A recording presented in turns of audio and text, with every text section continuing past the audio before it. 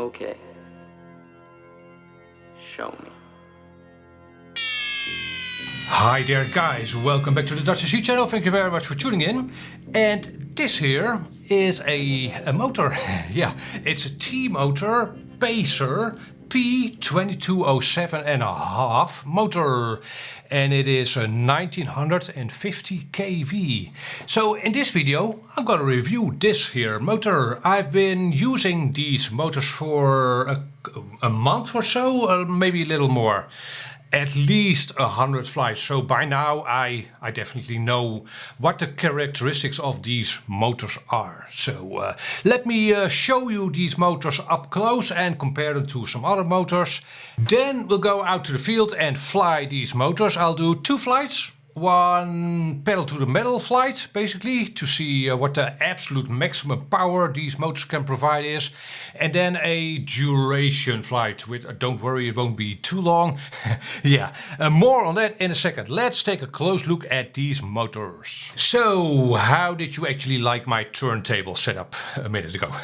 Yeah, that was fancy. Okay, so the T-motor Pacer 2207.5. You obviously know the brand T-motor. Maybe you've had T-motors on your quadcopters or airplanes. Yeah, they also make airplane motors. And you tell me in the comment section below what you think of the brand. In general, T-motor makes not non-cheap motors. Is that the thing to say? Expensive is not the right word if they perform well enough, right? But definitely not budget motors. Recently though, they've released 2 lines of, well, budget and in-between motors. And these Pacer motors are actually the in-between motors. These are competitively priced to a lot of other motors, like, for instance, the Zing motors, the popular Zing motors. I guess that's good business from T-motor. That price bracket, approximately $20 a motor, is a popular bracket. And they also have the Velox line of motors, which are even, well, cheaper. Yeah, they are cheaper. Approximately like $13 a corner. I haven't tried those motors yet. Maybe I will in the future. In this video I'm gonna tell you what I think of these Pacer 2207.5 motors. Now the weird thing about these motors is that I can't get them apart. I already have, for instance, this Racerstar motor here. And yes, Racerstar has a terrible reputation, I know. This here is one of the very few Racerstar motors that's worth considering. Very nice motors. These are 2207 motors. So yeah, I just pulled these out of my parts bin to compare them, the build, right? However, I can't get these Pacer motors apart. When I unscrew this screw over here, I can pull on this motor with all my might, and as you can tell, I can take motors apart. Yeah, I've taken hundreds of motors apart, but I must be doing something wrong. Oh well, we will be comparing the weight and the general construction of these 2 motors. So the first thing I actually noticed on these Pacer motors is how thin these wires are, and I'm not sure if it'll be very visible in the video, but they are definitely thinner than thinner than these, for instance. Not a lot, but thinner they are. And is that a problem? Nope, it is not a problem. This is a 6S motor, right? So the amps should be lower. And again, I have run these motors like 100 flights. These wires don't get warm, so I guess they are thick enough. So the major difference between these 2 motors here is that they are both 22 in width. The stator is 22 in width. There's 0.5 millimeter more on this stator in height though. And the second thing you should notice is the coloring of these 2 shafts. I would expect that Racerstar is using a lesser quality of metal. However, I don't expect this to be titanium. I haven't crashed these motors, at least not hard yet, but I also haven't damaged any of them. So yeah, I have 8 of these motors, run them again quite a number of times and no problem whatsoever. The second thing you could notice about these shafts is the length. The length of this one is a little shorter. And I don't see any problem with that at all. Basically, this one is simply too long on the Razor Star. Yeah, extra weight you don't need. And let me see, yeah, the windings. I would have liked to have shown you more about the windings at the stator, but again, I can't. Maybe you can tell me how I should take these motors apart. I'm probably missing something. Yeah, so let me see. The windings are pretty typical on both of these motors, single strand windings. The magnets on the T motor are a little thicker, and as a reference, this 2207 Razor Star is technically the same as the Zing 2207s. So yeah, the magnets of this T motor are slightly thicker, and they are they curved? Hard to see actually. Actually, I don't think either of these motors have curved magnets. Correct me if I'm wrong, but from the looks of it, yeah, always hard to see. Razor Star motor definitely does not have curved magnets. And again, the pricing of these two motors is approximately actually the same. By now this is an older motor, but approximately $20 per motor these. And so both of these motors don't have an E-clip, they both have well, a single screw, as you can tell. And yeah, you should be able to take these motors apart as well with that single screw. So again, slightly bigger stator, 2207.5. There should be a weight penalty to this, right? If you've flown 2208 motors, you know that there is a weight penalty to those motors. So let's see what the difference in weight actually is. 2207 motor, there we go. It is 34 grams, 34 grams. 37 grams, so that's in both cases with the wiring. So yeah, there is definitely a little bit of a weight penalty to the bigger stator. So again, 37, 35 grams. Yeah, so your 2207.5 motor is slightly heavier. Now, before we go out to the field, I should introduce you to the test quadcopter we'll be using. This is my Lumiere Schizo Hydro Dipped frame. I recently built this quadcopter, and one of the purposes of this quadcopter is to test these motors. See, this is an old school frame. It is not light, right? So that'll stress these motors. Also, I'll be adding this GoPro to the quadcopter, and let me see. Yeah, these are the Pacer motors here, and I'll be using this here LiPo in my tests. An 1100 milliamp hour CNHL Black Series 6S LiPo. What more can I tell you? Yeah, these propellers. These are the Dalprop Nepal propellers, and maybe you are familiar with these propellers. I've been trying these propellers for a couple of months now, and the characteristics of these propellers are that they provide a little less power, speed I should say, a little less top end speed. However, they will extend your flight time as well. They are reasonably well efficient. They don't draw as much amps as well, a wind dancer for instance. So yeah, this is a modern propeller, right? So that'll be important in the rest of this test. Again, keep that in mind, these propellers provide a lower amp draw, right? So this setup, even though it's reasonably heavy, the amp draw should be, well, reasonable, and the flight time with that also, well, towards 5-6 minutes or so. Let's see what the total all-up weight of this setup is. My quadcopter weighs in at 473 grams. I told you it's not a light quadcopter. With a LiPo, that brings 680 grams to the scale. So again, this is a hefty quadcopter with a reason. We were gonna be testing motors here. And by here, I mean here. Well, actually you can't see where I'm at. You'll see in a second. I'm at a hockey club here, and I have to say, with the corona stuff, it's getting harder and harder to fly, because most schools haven't been fully opened yet, so there's kids everywhere. But okay, there aren't a lot of people here at the hockey club, as you'll see. So 2 flights. In the first flight I'll give the quadcopter a run for its money, and with that the motors, and that'll be a pretty short flight. As you'll see, I have experience with this setup, so I know what to expect. This is a power hungry setup somehow. It's also a very powerful setup, which kind of goes hand in hand, I guess. Yeah, so again, these propellers should go easy on the LiPo, but well, with these motors, 1950 kV, right? So, okay, let's go and fly.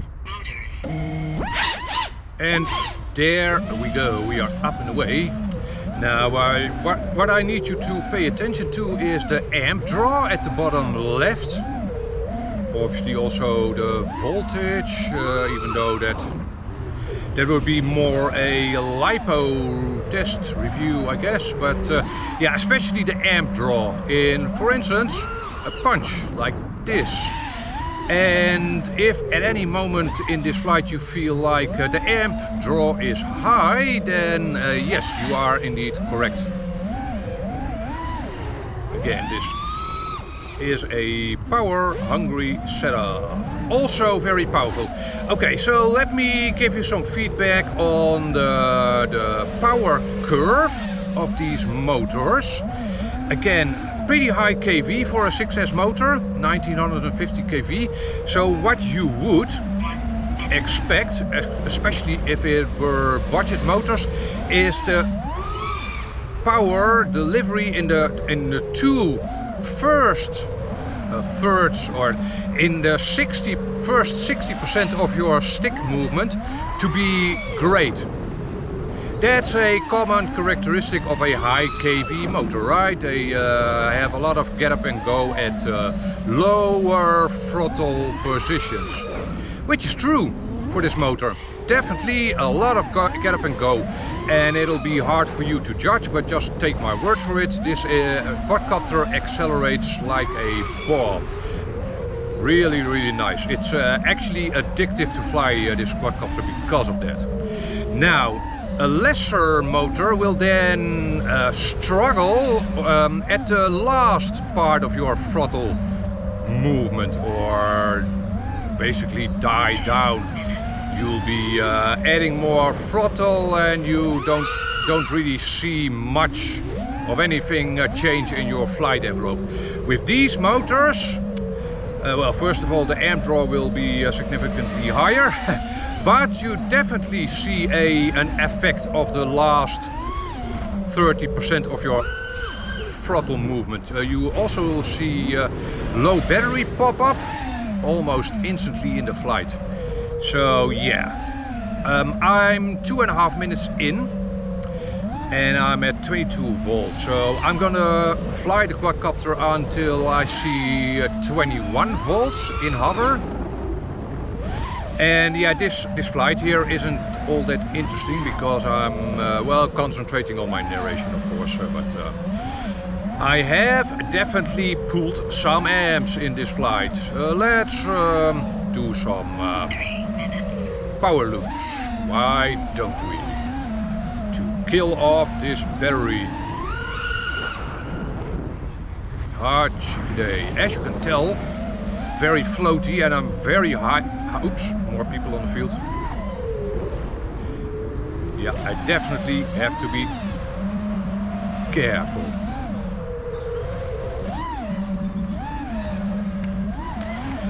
Nevertheless, that's my finding.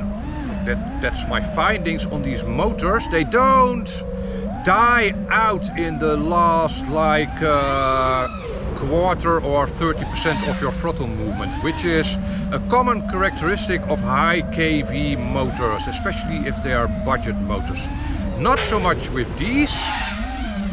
But okay, so 4 minutes, that's actually, yeah, I haven't flown it as hard as I had intended because I'm narrating. But let's land it and see what are max amps.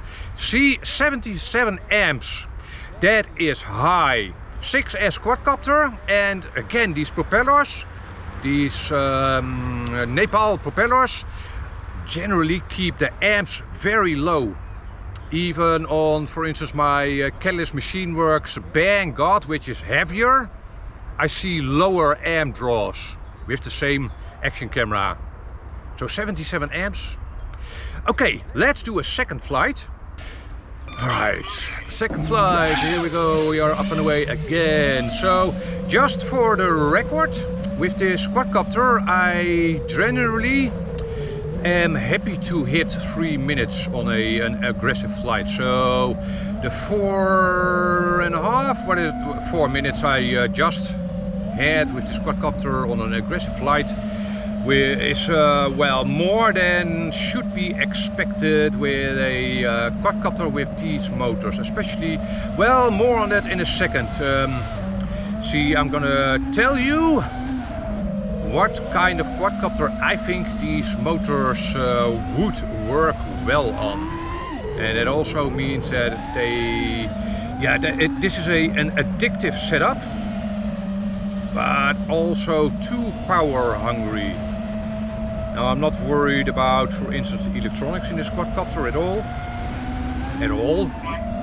And the LiPo, yeah, these LiPos, they are not having an easy life on this quadcopter.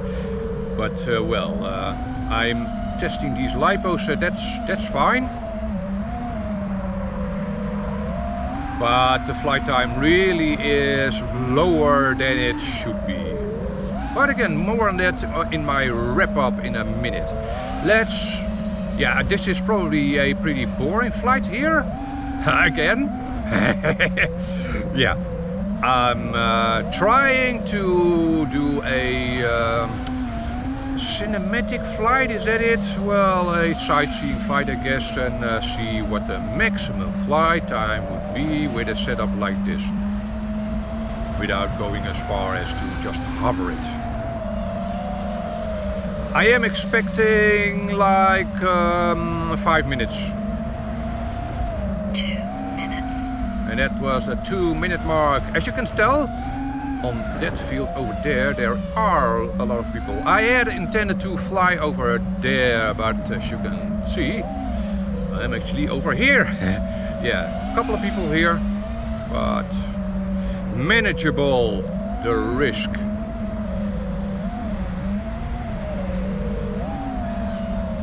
Quick word up about these CNHL LiPos. They provide good amount of power and they've proven to be durable.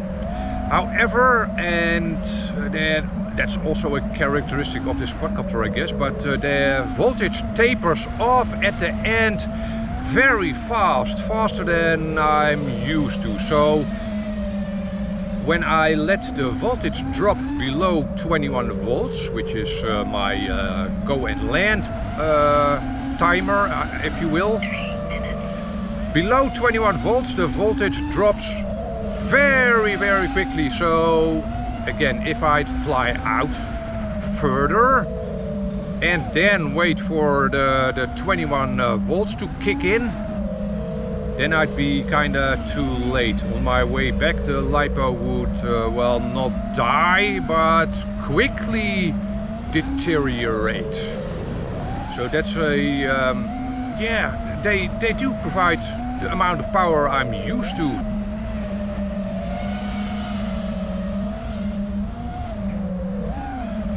So yeah, that's a little take on the LiPos. So I'm almost at 4 minutes in this boring flight. And yeah, okay, so I should be able to hit 5 minutes easily. I'm at 21.7 volts. Maybe you'll be able to see that voltage taper off quickly in this flight. Obviously I don't want to murder my LiPo, but Oh well, we'll see. That's also why I'm not taking the quadcopter out further.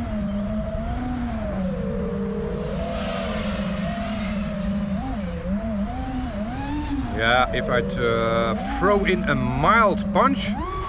Yeah, low battery, there.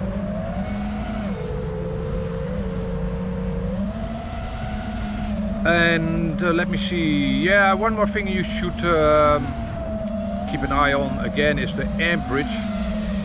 And in hover it's approximately 10 amps. And that's reasonable, I'd say. That's not overly high. Low battery. Okay, exactly 5 minutes, and yeah, now you can probably see the lipo taper off there. Ooh, yeah, I'm gonna let. Even in a mild hover, you could see that, right? It dropped down like a stone. This flight only 34 amps. Okay, let's do a wrap up of these motors. So again, the motors are not warm at all after that flight. Actually, they are cold after that flight, and the lipo wasn't warm at all after that flight either. So in wrap up, the T motor Pacer P2207 1950 kV motors. What do I think of these motors? Would I buy them again for upcoming builds? Actually, I have already ordered another set for an upcoming build, but it's a different kind of build. See, again, this quadcopter, it's not super duper heavy, but also not light. It's kind of a little bit of an old school build. And what was it, 680 grams? Not repulsive, but that's definitely not a featherweight, this quadcopter. And with that setup, these 1950 kV motors are simply too power hungry, in my humble opinion. Yes, they provide a massive amount of power, which is great. Also a little bit addictive, as I mentioned before. And it's then hard to not go pedal to the metal all the time, shortening your flights even further. So on a heavy build, I think the lower kV version of these motors would work out well. I'm not completely sure, I think it's 1750 kV. So again, on this heavier build, I'd say go for the 1750 kV motors, the version of these motors. Other than that, I don't feel the weight penalty in flight of the slightly bigger stator of these motors, but I do feel the extra power. So that's a good, well, it's not even a trade-off at all actually. And also it makes this quadcopter feel like a light quadcopter in the air, which is kind of a feat in and of itself. And so I told you a minute ago that I did order me a second set of these motors, and yes, those are again the 1950 kV motors, but that's on a lighter setup, much lighter, and really an a light 5-inch quadcopter. I think on a light setup these motors would be the bomb, which is why I'm building that quadcopter. Should be super duper powerful. A rocket ship. And what more can I tell you? Yeah, I haven't really crashed this quadcopter. As you can hopefully imagine, I'm a little bit careful with this quadcopter with its nice hydro dip paint job. So I have had crashes, but nothing out of the ordinary. So you shouldn't expect these motors to have any problems by now at all, even though they've flown, well, I guess there's some duration testing in that. I've flown them at least 100 flights and they are still fine. Last thing, they are also available in some kind of camo paint, and I'll have links to this version and a camo version in the description down below. That's it for now. Thank you very much for watching. Catch you on the next video. Bye bye.